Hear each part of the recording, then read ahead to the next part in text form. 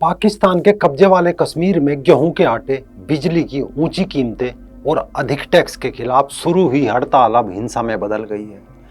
PoK के लोगों ने पाकिस्तानी सेना और पुलिस के अत्याचारों से तंग आकर आर पार की लड़ाई शुरू कर दी है। हालात इतने खराब है कि पाकिस्तानी अर्धसैनिक बलों और पुलिस के जवानों के लोग खदेड़ खदेड़ कर मारे जा रहे हैं। यहाँ चुनाव है तो चुनाव में ये मुद्दा भी छाया हुआ है।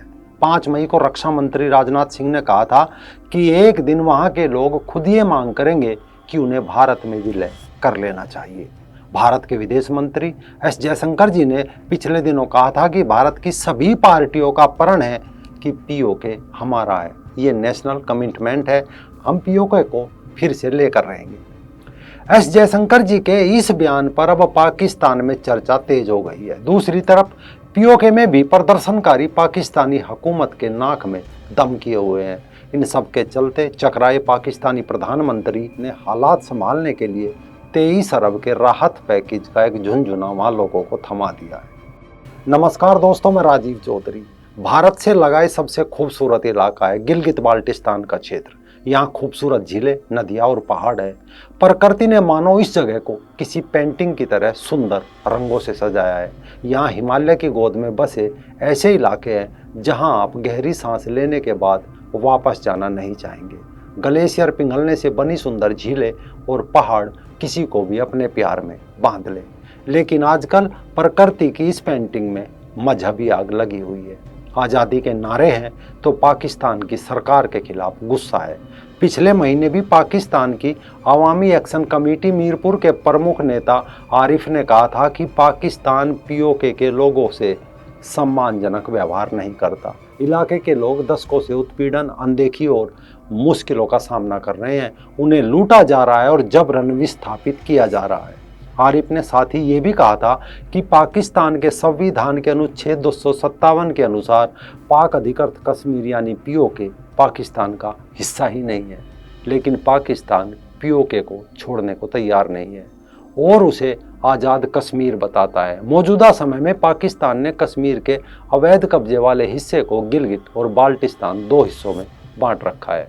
भारत सरकार समय समय पर पीओके को वापस लेने की बात कहती है। न केवल कुछ समय पहले ही भारतीय मौसम विभाग ने भी गिलगित बाल्टिस्तान और मुजफ्फराबाद का मौसम का हाल भी बताना शुरू कर दिया था। अब सवाल है, आखिर गिलगित बाल्टिस्तान का हिस्सा किसका है, भारत का है या पाकिस्तान का? हालांकि पाकिस्तान ही जब भारत का हिस्सा है तो गिलगित बाल्टिस्तान उसका हिस्सा कहां से हुआ? लेकिन विवाद है और ये विवाद कितना पुराना है। 1947 से पीछे भी इसका एक इतिहास है। दरअसल गिलगित तथा बाल्टिस्तान 2 जगह है। एक समय गिलगित को दर्दिस्तान भी कहा जाता था क्योंकि यहाँ दर्दी भाषा बोलने वाले लोग रहते थे। बाल्टिस्तान को मध्यकाल का छोटा तिब्बत कहा जाता था।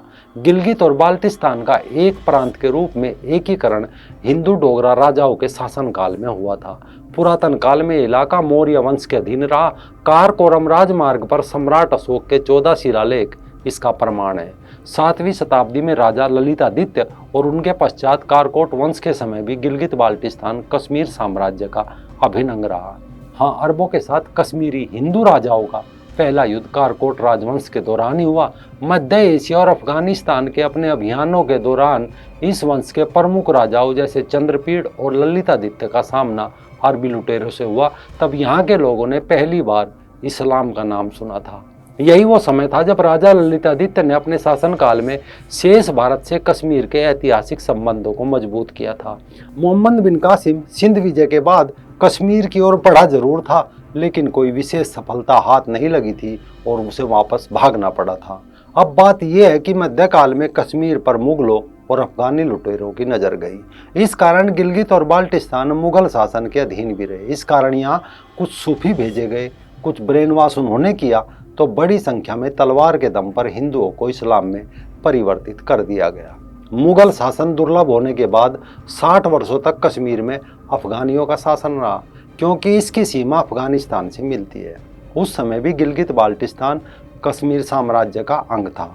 अफगानी शासन के अत्याचारों से पीड़ित होकर पंडित बीरबल धर के नेतृत्व में कश्मीर की जनता ने सिख महाराजा रणजीत सिंह से गुहार लगाई।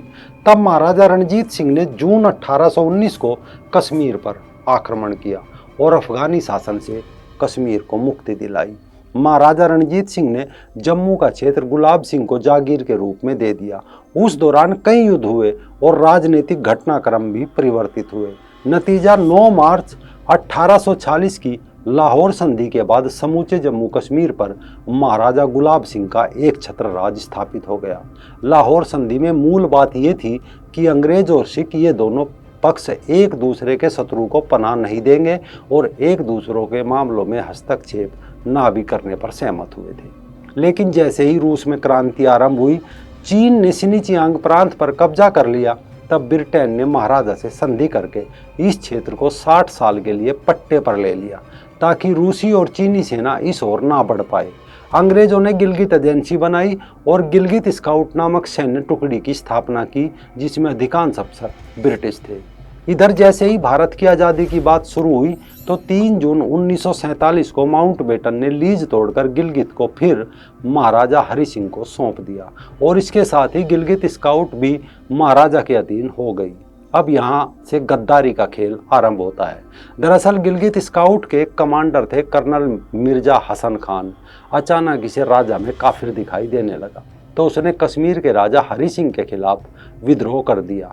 इसमें उसे साथ मिला एक अंग्रेज अफसर मेजर W.A. ब्राउन का, जिसने महाराज से गद्दारी की। जैसे ही 1 नवंबर 1947 को गिलगिट बाल्टिस्तान की आज़ादी का ऐलान हुआ, 2 नवंबर को ब्राउन ने पाकिस्तान का वहाँ झंडा फहरा दिया। इसके 2 हफ्ते बाद पाकिस्तान सरकार की तरफ से सदर मोहम्मद आलम गिलगित के पॉलिटिकल एजेंट बनाए गए। इस तरह एक अंग्रेज अफसर की गद्दारी से गिलगित बाल्टिस्तान पाकिस्तान का इलाका बन गया। लेकिन इससे ही कुछ दिन पहले यानी 26 अक्टूबर 1947 को हरि सिंह ने जम्मू कश्मीर के रियासत के विलय की भारत में मंजूरी दे दी थी। गिलगिट बाल्टिस्तान की आज़ादी की घोषणा करने के 21 दिन बाद ही पाकिस्तान ने इस इलाके पर कब्जा जमा लिया। आज पाकिस्तान जिस समझौते को लेकर विश्व भर में घूम रहा है, असल में उस समझौते में गिलगित बाल्टिस्तान कोई मौजूद ही नहीं है। उसमें 2 लोग भारत के हिस्से वाले कश्मीर से थे और एक शख्स कराची का मौजूद था। शुरू में 2 अप्रैल 1949 तक गिलगित बाल्टिस्तान पाकिस्तान के कश्मीर वाला हिस्सा माना जाता रहा, लेकिन 28 अप्रैल 1949 को पाकिस्तान के कब्जे वाले कश्मीर की सरकार के साथ एक समझौता किया गया, जिसके तहत गिलगित के मामले को सीधा पाकिस्तान की केंद्र सरकार के अधीन कर दिया गया। इस करार को कराची समझौते के नाम से जाना जाता है। आज दिखावे को पाकिस्तान में पाक अधिकृत कश्मीर के लिए एक अलग संविधान है, लेकिन यहाँ इस्लामाबाद के इशारे पर एक कठपुतली सरकार चलती है। पाकिस्तान की सरकार भी इस इलाके को पहले तो नॉर्दर्न एरियाज कहती रही। इस इलाके पर फौज का कड़ा नियंत्रण रहा। 2009 में जाकर चुनाव हुए, लेकिन यहाँ की असेंबली अपने बूते कोई कानून नहीं बना सकती। सारे फैसले काउंसिल लेता है, जिसके अध्यक्ष पाकिस्तान के प्रधानमंत्री होते हैं। 2009 में नॉर्दर्न अलायंस का नाम बदलकर गिलगित बाल्टिस्तान कर दिया। अब चीन पाकिस्तान का अब्बू बना हुआ है। उसने पाकिस्तान में बहुत निवेश भी कर रखा है। ग्वादर में एक बड़ा सा पोर्ट भी बना रहा है। चीन की एक और बड़ी योजना है चाइना पाकिस्तान इकोनॉमिक कॉरिडोर, जिसकी लागत 3,51,000 करोड़ रुपए है। माने बहुत पैसा लगा है। ये कॉरिडोर भी गिलगित बाल्टिस्तान से गुजरता है। अब चीन नहीं चाहता उसकी परियोजना ऐसे इलाके से निकले जिसे लेकर कभी किसी तरह का विवाद हो। इस कारण वहाँ से स्थानीय शिया मुस्लिम्स को हटाकर वहाँ ज़्यादातर सुन्नी बसाए जा रहे हैं।